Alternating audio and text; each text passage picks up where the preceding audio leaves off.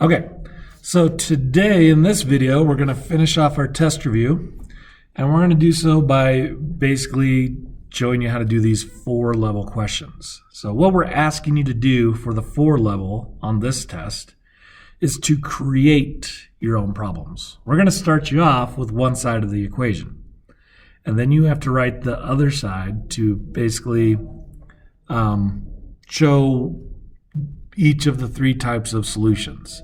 So you can have a normal type of problem where there's one solution. You can have the no solution type of problem, and you can have the infinite solution. Now, one thing to remember with these, and this isn't that hard of a 4-level, right? Basically, if the variable is still there, then it's going to be a one solution problem, right? So as long as I don't put any variable on this side, it's going to be a one solution problem. If you want to make it nice, that's great. If not, whatever. Okay. To make one of the 2 special cases here, the infinite or the no solution, you have to cancel out the variable. So the variable has to go away. So basically the other side would also need to have a negative 2x in these situations. Okay? That would mean that when you move it to the other side, it would cancel out both sides because you have to do the opposite operation to move it from one side to the other, right? So if you cancel it out on this side and it's the same variable on the other side, then it would cancel out. And then the trick is just you have to have the same number on each side in order for it to remain infinite, and then it has to be different numbers. So let's look at some examples. We're going to write a problem down, and then the other thing you have to do is you have to solve it correctly.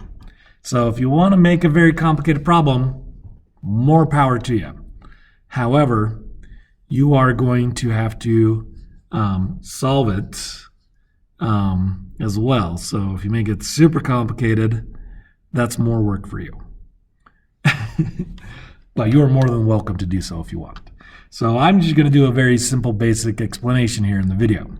So let's say negative 2x plus 14. I want it to be a one solution. So let's make it easy so we don't have to worry too much about it. I'm not going to put any variables over here. I'm just going to put a 20. Negative 2x plus 14 equals 20. And then to solve that, you would minus 14, right? That gives you negative 2x is equal to 6. And then divide by negative 2. And x is equal to negative 3. There's your one solution problem.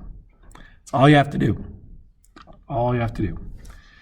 A no solution problem. So again, if I want it to be a no solution, I'm just going to plug in the same variable basically on the other side here. Now I can make it more complicated, so I could do like negative 4x plus 2x. And then the key thing here, because when you combine those, it's going to be negative 2x, right? But the key thing here is this cannot be the same with no solution. So if I just do a plus 15, for example, when I combine these, I would get, let's see, negative 2x. Let me write this correctly. Negative 2x plus 14 would equal negative 2x plus 15.